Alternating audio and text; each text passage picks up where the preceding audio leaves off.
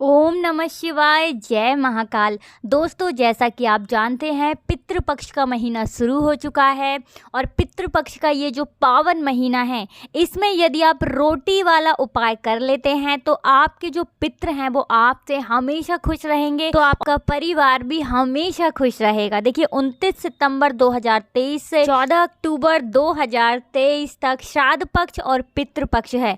ऐसे में यदि आप ये सरल से उपाय करते हैं तो आप अपने जीवन के समस्त कष्टों को दूर कर सकते हैं। तो पूज्य गुरुजी की कथा से सुनकर आज हम आपको ये उपाय बताएंगे। रोटी के ऊपर रोटी रखने वाला उपाय यदि आप कर लेते हैं, विश्वास मानिए आपके पितृ आपसे हमेशा प्रसन्न रहेंगे, और जब पितृ प्रसन्न रहेंगे तो परिवार भी हमेशा प्रसन्न रहेगा। तो उपाय कैसे करना है, आपको एक एक पॉइंट हम आपको अच्छे से बताने वाले हैं। तो देखिए, आपको स्क्रीन पर रोटी रखी हुई दिख रही होगी। तो रोटी के ऊपर रोटी वाला उपाय ये ज़रूर है, लेकिन आपको इसमें 2 रोटी नहीं लेनी है, सिर्फ 1 रोटी लेनी है। जी हाँ दोस्तों, 1 रोटी आपको लेनी है। और इसी के साथ आपको बता दें, वो 2 कुल को ताड़ती हैं, एक अपने मायके को और एक अपने ससुराल को, ठीक है ना। तो जो रोटी आपने ली है उसके 2 टुकड़े आपको करने हैं। रोटी का ऊपर का जो भाग है, जो कुछ भी चीज़ आपको रोटी की हटानी नहीं है, पूरी रोटी आपको लेनी है, ठीक है ना। उसके बाद आपको उसको बीच में से ऐसे तोड़ना है कि उसके 2 टुकड़े हो जाएं। तो देखिए, जब आपने रोटी के 2 टुकड़े कर लिए हैं, उसके बाद आपको उसके अंदर मीठा रखना है। चाहे तो शक्कर रख सकते हैं, गुड़ आपके पास है तो गुड़ आप रख सकते हैं। रोटी को आप जो आधी आधी की है आपने, उसके अंदर आप रोटी को खोल कर गुड़ उसके अंदर रख दें, और जो दूसरी रोटी का टुकड़ा है, एक रोटी के 2 टुकड़े किए थे ना, तो जो दूसरा वाला टुकड़ा है वो उसके ऊपर आप रख दें। इसके बाद यदि आपके घर के आसपास गाय है तो आप गौ माता को वो रोटी खिला सकते हैं। अगर आपके घर के आसपास कहीं पर भी मान लीजिए कि कुत्ता है, ठीक है ना, काला कुत्ता मिल जाता है तो बहुत उत्तम है, वरना किसी भी कुत्ते को आप ये रोटी खिला सकते हैं। इसके अलावा आप कौवे को भी, जिसे कौवा बोलते हैं, कौवे को भी ये रोटी खिला सकते हैं। तो देखिए, हमने आपको गाय, कुत्ता और कौवा, इन तीनों को ही क्यों बताया है रोटी खिलाने के लिए, कि आपको बता दें कि गाय के अंदर, कौवे के अंदर, ठीक है ना, और कुत्ते के अंदर, इन तीनों के अंदर पितरों का वास माना गया है। ये पितृ तुल्य होते हैं। तो देखिए, इन तीनों में से यदि किसी को भी, चाहे गाय को, चाहे कौवे को, चाहे कुत्ते को, किसी को भी आप ये रोटी, 1 रोटी के 2 टुकड़े करके और थोड़ा सा मीठा रख कर खिला देते हैं, तो विश्वास मानिए आपके जो पितृ हैं वो हमेशा आपसे प्रसन्न रहेंगे। और आपके पितृ जब आपसे प्रसन्न रहेंगे तो आपका पूरा परिवार हमेशा खुश रहेगा, हमेशा प्रसन्न रहेंगे। तो देखिए, 29 सितंबर से लेके 14 अक्टूबर तक हर दिन आपको ये उपाय करना चाहिए। अगर आप डेली नहीं कर पाते हैं, कुछ ऐसी वजह है, कारण है, बहुत सारे लोगों के पास बहुत सारी प्रॉब्लम्स होती हैं, तब आपको जब भी समय मिलता है पितृपक्ष के दौरान आप ये उपाय ज़रूर करें। यदि आप इस उपाय को डेली करते हैं तो सोने पे सुहागा ये उपाय हो जाता है। इसके अलावा जब भी आपको वक्त मिले तब आप ये उपाय पितृपक्ष के दौरान ज़रूर करें, ठीक है ना। सुबह में भी कर सकते हैं, शाम के समय में भी ये उपाय आप कर सकते हैं। तो दोस्तों, ये तो था पहला काम, पहला उपाय जो हमें पितृपक्ष में ज़रूर करना चाहिए। चलिए इसी के साथ दूसरे उपाय की तरफ बढ़ जाते हैं। कौन सा है वो दूसरा उपाय? तो देखिए, आपको स्क्रीन पर गुड़ दिख रहा होगा, तो आपको लेना है एक बड़ा सा गुड़ का टुकड़ा। अब इसी के साथ आपको लेने हैं 2 समी के पत्ते। तो देखिए, जिनके पास समी पत्र नहीं है उनको बिल्कुल भी सोचना नहीं है, वो समी पत्र की जगह 2 चावल के दाने भी ले सकते हैं। अब इसके साथ ही हमें लेना है नारियल। जी हाँ दोस्तों, नारियल आपको कौन सा लेना है?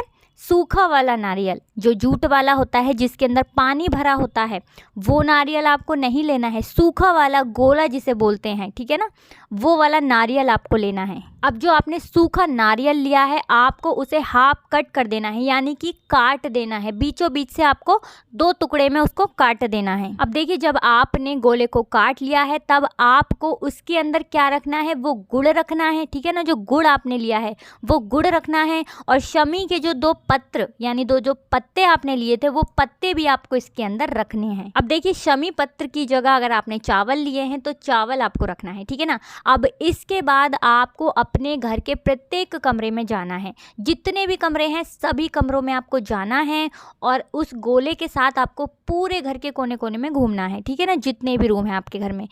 उसके बाद आपको ये गोला लेकर कहाँ जाना है, पीपल वृक्ष के नीचे। जी हाँ दोस्तों, आपके घर के आसपास जहाँ पर भी पीपल का पेड़ हो वहाँ पर आपको जाना है। अगर पीपल का पेड़ आपके घर के आसपास नहीं है तो ऐसी स्थिति में आप बट वृक्ष के पास भी जा सकते हैं। मान लीजिए बट वृक्ष आपके घर के आसपास है तो ये आप उपाय बट वृक्ष के पास भी कर सकते हो। पीपल पेड़ है, बट वृक्ष है, और इसी के साथ बेल पत्र जो होता है, बेल का जो बेल पत्र जो हम चढ़ाते हैं शिव जी को, उसका जो पेड़ होता है वहाँ पर भी आप जा सकते हैं। तो देखिए, आपके घर के आसपास इन तीनों पेड़ों में से, चाहे बेल का पेड़ हो, बट का पेड़ हो, ठीक है ना, या पीपल हो, कोई भी हो, ठीक है ना, उसी के पास आपको जाना है। अब ये गोला जो आप लेकर गए हैं, जिस वृक्ष के पास भी आप जा रहे हैं, तीनों वृक्ष में से, वहां पर जो मिट्टी होगी वहां पर आपको इस गोले को दबाना है। तो उपाय कब करना है, आपको सुबह के समय करना है, 10 से 12 के बीच करना है, ठीक है ना, इसी टाइम पर आपको करना है। अगर इस टाइम पर आप ये उपाय नहीं कर पाते हैं तो इसके बाद आप उपाय ना करें, दूसरे दिन आप ये उपाय कर लें, जब भी आपके पास टाइम हो तब आप कर लें, लेकिन 10 से 12 के बीच ही आपको ये उपाय करना है। अब देखिए, 10 से 12 के बीच हमने क्यों कहा, क्योंकि ये जो समय होता है ये पितरों का समय होता है, तो इसीलिए 10 बजे से लेकर सुबह के 12 बजे तक आप ये उपाय कर सकते हैं। तो ये तो आप सभी जानते होंगे कि ये तीनों पेड़ जो हमने आपको बताए हैं, इन तीनों पेड़ों के अंदर पितरों का वास माना गया है, इसीलिए हमने ये तीनों पेड़ बताए हैं। किसी भी पेड़ के नीचे आप ये उपाय कर सकते हैं। तो देखिए, इस उपाय को करने से आपको बेनिफिट क्या होगा, मतलब लाभ क्या होगा, आपके पितर आपसे हमेशा प्रसन्न रहेंगे और आपका घर का जो लड़ाई झगड़ा है वो बिल्कुल समाप्त हो जाएगा। तो ये उपाय आप पितृ दोष को दूर करने के लिए ज़रूर करें। तो चलिए, 2 उपाय अभी तक हमने आपको बता दिए हैं। अब जल्दी से आपको तीसरा, जो सबसे महत्वपूर्ण है, सबसे लाभकारी है, वो तीसरा उपाय भी हम आपको जल्दी से बता देते हैं। तो देखिए, ये जो तीसरा वाला उपाय है ये आपके जीवन से, आपके घर से पितृदोष को दूर करता है। देखिए, पितृदोष को आप आसानी से पहचान सकते हो। इसके लक्षण होते हैं, जैसे मान लीजिए आपके घर में हर छोटी सी बात पर लड़ाई झगड़ा हो जाता है, घर के लोग हमेशा लड़ते झगड़ते रहते हैं, या फिर हमेशा आपके घर में दवाइयाँ आती रहती हैं, कोई ना कोई हमेशा बीमार पड़ता रहता है, या फिर आपके घर में किसी भी व्यक्ति को सफलता नहीं मिल पा रही है, बहुत प्रयास करने के बाद भी आपके घर के जो लोग हैं वो तरक्की नहीं कर पा रहे हैं, सुख समृद्धि का वास आपके घर में नहीं हो रहा है। अगर इस तरह की समस्याएं आपके जीवन में है तो आप समझ जाइए कि आपके घर में पितृदोष लगा हुआ है। तो दोस्तों, ये कुछ लक्षण हैं जिससे आप आसानी से पता लगा सकते हैं कि आपके घर में पितृदोष है या नहीं है। तो देखिए, अब अगर ऐसा आपके साथ है कि इस तरह की समस्याएं आपके घर में हैं तो पितृदोष भी आपको दूर करना पड़ेगा। अब उस पितृदोष को दूर करने के लिए उपाय क्या करना है, तो देखिए, आपको स्क्रीन पर दूध दिख रहा होगा। तो देखिए, आपको क्या करना है, आपको कोई भी पात्र लेना है, मान लीजिए कटोरी आपने ले ली। अब उसके अंदर आपको आधा दूध डालना है उस कटोरी के अंदर, और आधा ही आपको शुद्ध जल डालना है। अच्छा, दूध जो आप लेंगे वो आपको गाय का दूध लेना है, कच्चा दूध लेना है, गाय का दूध लेना है, ठीक है ना, कोई और दूध आपको नहीं लेना है। तो जब आपने कटोरी में ये दोनों चीज़ें कर ली, उसके बाद आपको अपने पूरे घर में, यानी आपके घर में जितने भी कमरे हैं, 2 हैं, 3 हैं, 4 हैं, 8 हैं, 10 हैं, जितने भी आपके घर में रूम्स हैं, कमरे हैं, उन सभी कमरों में आपको ये कटोरी अपने हाथ में पकड़कर घूमना है, मतलब चक्कर लगाना है हर कमरे के अंदर, ठीक है ना। इसके बाद आपको ये कटोरी लेकर, जिसके अंदर आपने गाय का शुद्ध दूध लिया है कच्चा और शुद्ध जल भरा है, ठीक है ना, तो ये कटोरी लेकर आपको कहाँ जाना है, पीपल वृक्ष के नीचे। जी हाँ दोस्तों, और इसी के साथ आपको, ठीक है ना, ये कटोरी का पात्र तो मतलब जिसमें आपने दूध भरा है, जल भरा है, ये तो आपको लेना ही है।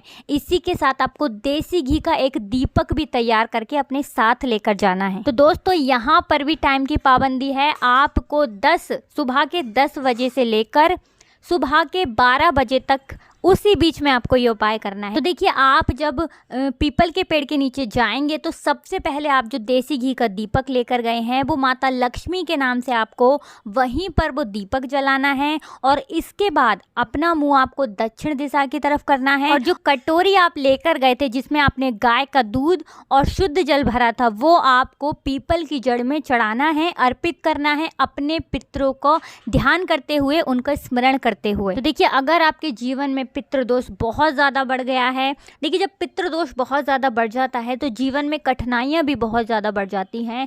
तो आपको पितृपक्ष के दौरान ये उपाय ज़रूर करना चाहिए। तो देखिए, अभी तक हमने आपको 3 बहुत ही सरल से उपाय बता दिए हैं अपने पितरों को प्रसन्न करने के लिए। जल्दी से आपको चौथा उपाय भी बता देते हैं। बहुत ही सरल उपाय है। यदि आप ये उपाय करते हैं तो आपके पितृ तो आपसे प्रसन्न होंगे ही, महादेव का आशीर्वाद भी आपको प्राप्त होगा।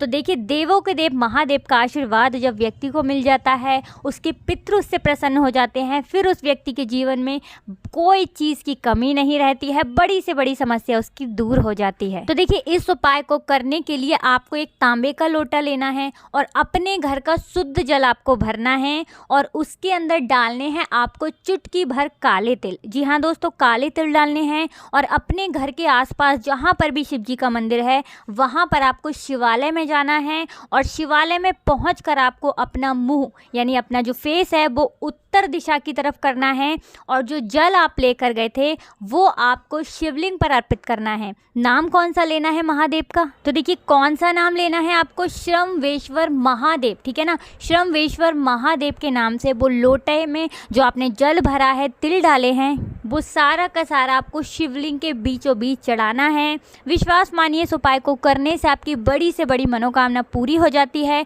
क्योंकि महादेव की कृपा जब व्यक्ति को मिलती है और उसके पितृ भी जब उससे प्रसन्न होते हैं तो व्यक्ति के जीवन में फिर किसी चीज़ की कमी नहीं रहती है। तो आप भी अपने पितरों को प्रसन्न करने के लिए ये उपाय ज़रूर करें और अगर पितृ आपके प्रसन्न होंगे तो आपका पूरा परिवार हमेशा प्रसन्न रहेगा, क्योंकि आप भी जानते हैं कि पितृ प्रसन्न होते हैं तो व्यक्ति के जीवन में कोई कष्ट, कोई परेशानी नहीं रहती है। तो दोस्तों, वीडियो को लाइक कर दें, चैनल को सब्सक्राइब कर लें अगर पहली बार आए हैं तो। इसी के साथ दोस्तों, कमेंट सेक्शन में हर हर महादेव ज़रूर लिख दें। राधे राधे, जय श्री कृष्णा।